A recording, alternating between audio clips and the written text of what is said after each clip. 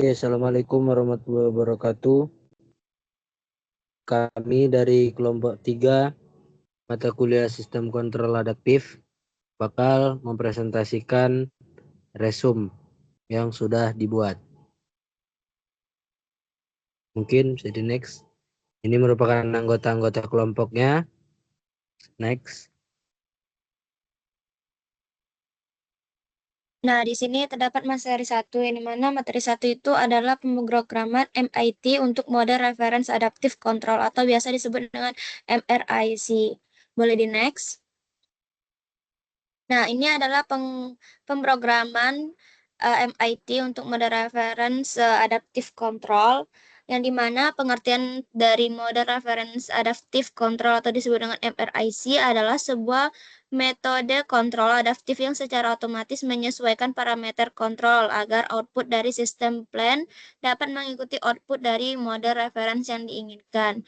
Nah, juga terdapat MIT rules adalah algoritma yang digunakan dalam MRIC untuk memperbaharui parameter controller dengan tujuan meminimalkan error kuadratik antara output plan dan mode reference. Algoritma ini menggunakan metode gradient ascent, di mana laju perubahan parameter sebanding dengan turunan error terhadap parameter dikalikan dengan gain adaptasi yang mengendalikan kecepatan adaptasi parameter. Boleh di next. Nah, di sini terdapat blok diagram dari MRIC dan MID rules, yang dimana terdapat perbedaan di sini beberapa, tetapi selebihnya sama untuk cara kerjanya. Next. Nah, terdapat juga studi kasus dari MRIC, yaitu adalah pengenalan kecepatan motor DC menggunakan kontrol PID adaptif berbasis mode reference adaptive control. Nah, motor DC memiliki keunggulan dalam pengendalian kecepatan dibandingkan motor AC, sehingga banyak diterapkan dalam berbagai industri, meskipun memiliki biaya perawatan yang lebih tinggi. Pengendalian motor DC adalah kebutuhan akan model matematis yang akurat atau pengetahuan penuh mengenai dinamika sistem untuk mengatasi ketidakpastian pada parameter yang berpotensi memengaruhi performa kontrol secara belum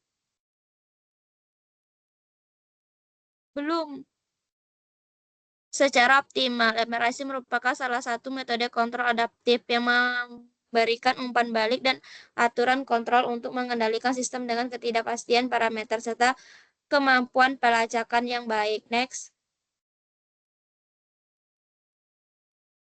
Nah, sini terdapat pengendalian kecepatan motor DC menggunakan kontrol PID adaptif berdasarkan mode reference adaptive control. Nah, dalam MRIC pengendalian kontrol diperbaharui berdasarkan perbandingan antara keluaran plan dan keluaran mode reference, sehingga respon plan dapat menyesuaikan respon mode reference dengan baik. Mode reference adalah model dari respon yang diharapkan dari keluaran plan pada loop tertutup.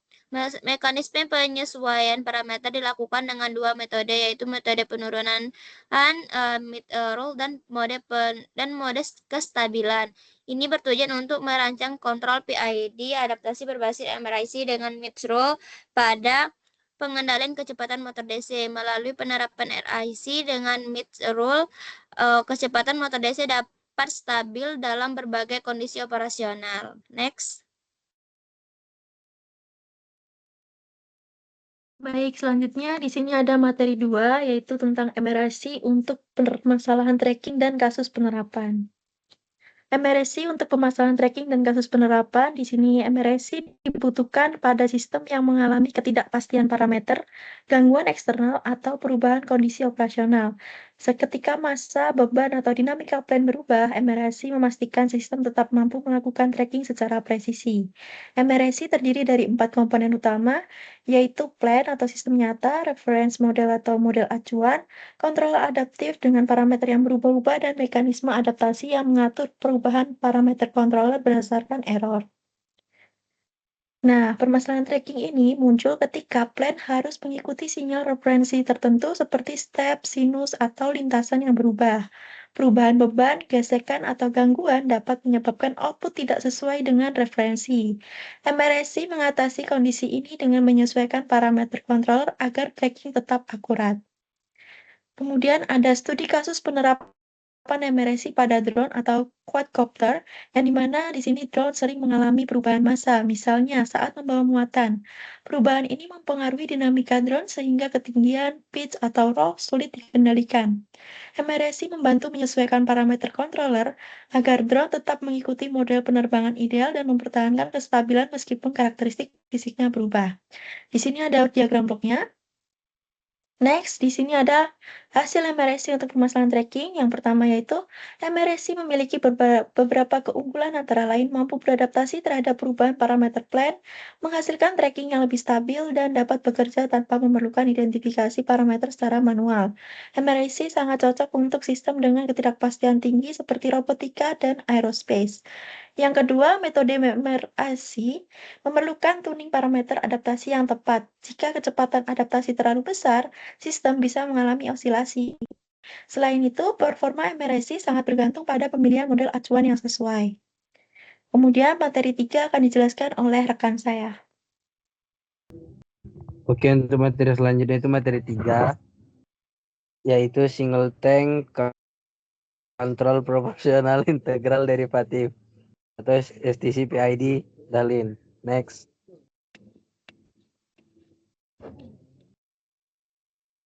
Nah, di sini tuh latar belakangnya pengendalian proporsional integral derivatif atau PID telah menjadi standar emas dalam dunia otomatis industri selama beberapa dekade. Dengan kemampuan adaptasinya, kendali PID mampu menjaga stabilitas sistem dan efisiensi operasional. Yang pertama itu digunakan di 97% sistem kendali industri global. Kemudian kombinasi proporsional, integral, dan derivatif untuk stabilisasi sistem. Namun, kendali PID konvensional kesulitan pada proses dengan delay dan integrator.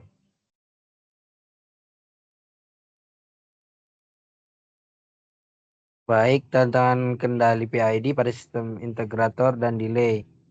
Meskipun dominan, kendali PID konvensional menghadapi tantangan serius pada jenis proses tertentu, terutama yang melibatkan karakteristik integrator murni dan penurunan waktu yang signifikan. Yang pertama itu sistem tangki tunggal atau single tank bersifat integrator alami, yang berarti outputnya terus berubah selama input tidak nol. Yang kedua, delay waktu menyebabkan overshoot dan respon lambat, membuat sistem sulit mencapai set point dengan cepat dan stabil. Yang ketiga, PID konvensional sulit mengatasi perubahan set point dan gangguan lambat seringkali memerlukan tuning ulang manual yang memakan waktu. Metode Dahlin, solusi self-tuning PID adaptif. Untuk mengatasi keterbatasan PID konvensional, metode Dahlin menawarkan pendekatan yang lebih cerdas dan adaptif. Metode ini mampu menyesuaikan diri dengan dinamika proses yang berubah, menghadirkan performa kendali yang superior. Yang pertama itu menggunakan model eksplisit untuk estimasi parameter sistem secara real time. Yang kedua, mengadaptasi parameter PID sesuai perubahan dinamika proses. Yang ketiga, meningkatkan performa waktu naik, rest time, settling time, dan overshoot berkurang drastis.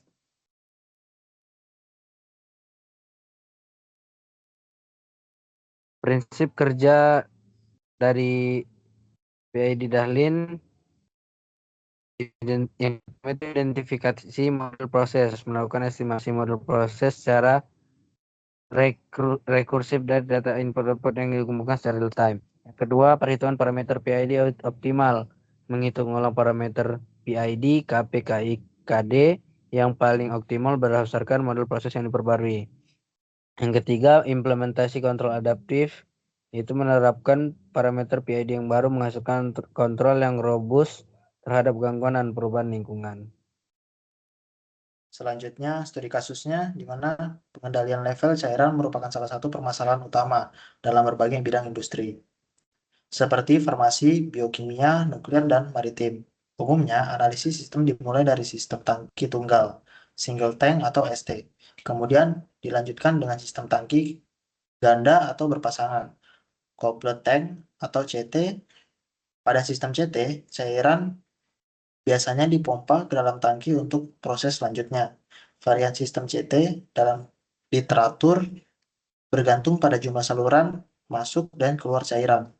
Di atas kapal terdapat berbagai jenis tangki yang digunakan untuk berbagai keperluan, seperti tangki bahan bakar minyak, minyak pelumas, balas, air tawar, air limbah, air teknis, serta tangki gas alam cair. Perhitungan level tangki yang akurat dan sistem pengendalian yang baik sangat penting untuk menjaga stabilitas kapal dan keselamatan operasional. Meskipun teknologi kontrol terus berkembang, pengontrolan PID masih menjadi pilihan utama dalam aplikasi industri karena strukturnya yang sederhana, andal, mudah dipahami, dan mudah diterapkan. Namun, pengontrol Dahlin menawarkan keunggulan dalam menghasilkan respon aperiodic tanpa overshoot. Oleh karena itu, makalah ini bertujuan untuk menunjukkan bahwa dengan modifikasi sederhana, pengontrol Dahlin dapat diterapkan secara efektif untuk pengendalian level cairan pada sistem tangki tunggal maupun tangki berpasangan. Ini merupakan simuling dari MATLAB. Bisa dilanjut. Pada model simuling tangki, aliran masuk cairan atau kin diberikan sebagai input sistem. Tangki dimodelkan dalam dua bentuk, yaitu model non-linear asli dan model linear hasil linearisasi. Model linear ini digunakan untuk mempermudah perancangan pengontrol. Selain itu, terdapat transport delay yang mempresentasikan keterlambatan respon fisik sistem, keluaran sistem yang diamati menggunakan block scope atau two workspace pada model pengontrol Dahlin. Sinyal error antara set point dan level aktual diproses oleh pengontrol Dahlin discrete. Pengontrol ini dirancang untuk menghasilkan respon apriodik sehingga level cairan dapat mencapai nilai yang diinginkan tanpa osilasi. Sinyal kontrol kemudian diberikan ke model tangki linear yang telah disertai delay.